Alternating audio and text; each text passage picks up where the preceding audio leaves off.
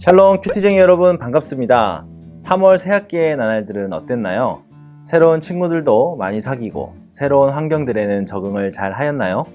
목사님이 있는 교회의 친구들은 각 학교에서 기독교 동아리를 만들거나 큐티 모임을 만들어 그리스도인의 삶을 살아내려는 신앙의 도전들이 일어나고 있는데요. 우리 큐티쟁이 여러분들도 학교에서 말씀에 따라 각자의 신앙의 도전을 통해 하나님 나라를 확장시켜 나가는 놀랍고 위대한 도전의 바람이 일어나기를 축복합니다. 자, 그럼 말씀의 에너지를 충전하며 멋진 신앙의 도전을 위한 4월 큐티 세미나를 지금 시작합니다.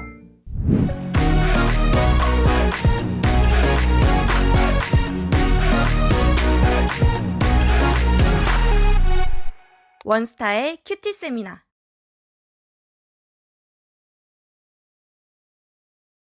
이번 4월에 묵상하게 될 본문은 열왕기상 1장에서 11장까지입니다. 열왕기상 이전에는 다윗이 왕이 되어 활동하던 일을 기록하였고, 열왕기상은 다윗의 죽음과 솔로몬이 그 다음 왕이 되면서부터 이스라엘의 세 번째 왕 솔로몬의 시대가 시작됩니다. 솔로몬은 왕이면서 시인이었으며 철학자였습니다. 그가 저술한 잠언과 전도서, 아가서를 보면 그 이유를 알 수 있죠. 이것은 솔로몬이 공부를 열심히 했거나 지적 DNA가 뛰어나서가 아닙니다. 여러분들도 잘 알고 있듯이 솔로몬은 1000번제를 하나님께 드리고 꿈에 하나님이 나타나 소원을 물으시자 지혜, 곧 듣는 마음을 달라고 요청하여 생긴 것이죠. 그래서 솔로몬은 하나님의 은혜로 이스라엘 역사상 가장 지혜로운 왕이 되었습니다. 솔로몬은 왕이 되면서 다윗을 배신했던 자들을 심판했고, 자신의 왕위를 빼앗으려 했던 형제 아도니아도 심판합니다.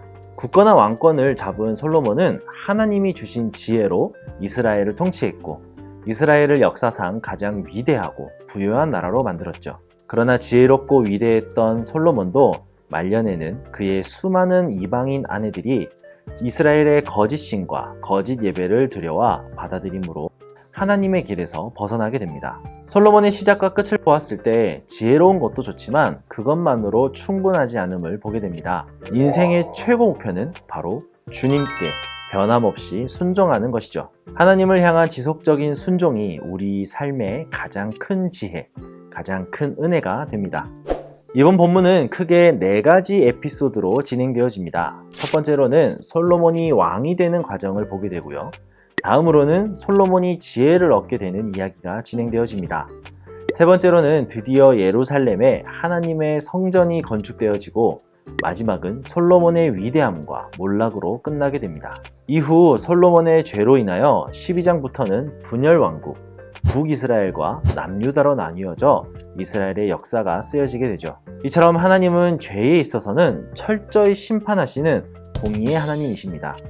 그럼에도 회개하며 돌아오는 이들에게는 한량없는 사랑으로 받아주시고 회복시켜주시는 사랑의 하나님이시기도 하죠. 만약 말년에 솔로몬이 회개하고 돌이켰다면 분단의 역사는 일어나지 않았을지도 모릅니다.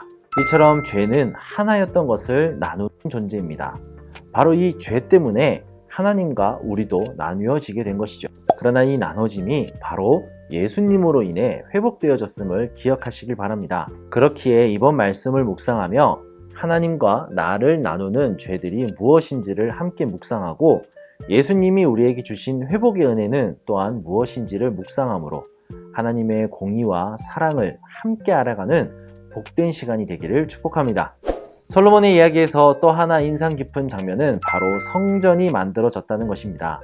이곳은 하나님이 임재하시는 곳이며 이스라엘의 신앙이 집결되어지는 영적 중심지였습니다. 구약시대에는 이렇게 눈에 보이는 성전을 중요시했지만 신약시대에 와서는 바로 우리가 하나님의 거룩한 성전임을 선포합니다. 성전이 하나님과 이스라엘 백성이 만나는 장소가 되었듯이 이제 우리는 우리 스스로가 성령님과 만나는 거룩한 성전임을 기억하며 우리 마음에 있는 성전을 말씀에 순종하는 삶으로 늘 거룩하게 만들기에 힘써야 합니다.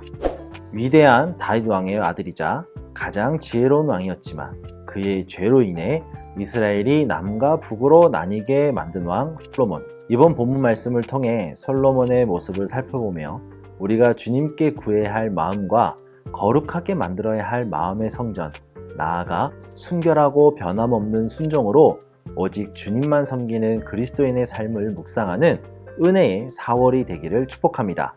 그럼 이번 한 달도 화이팅!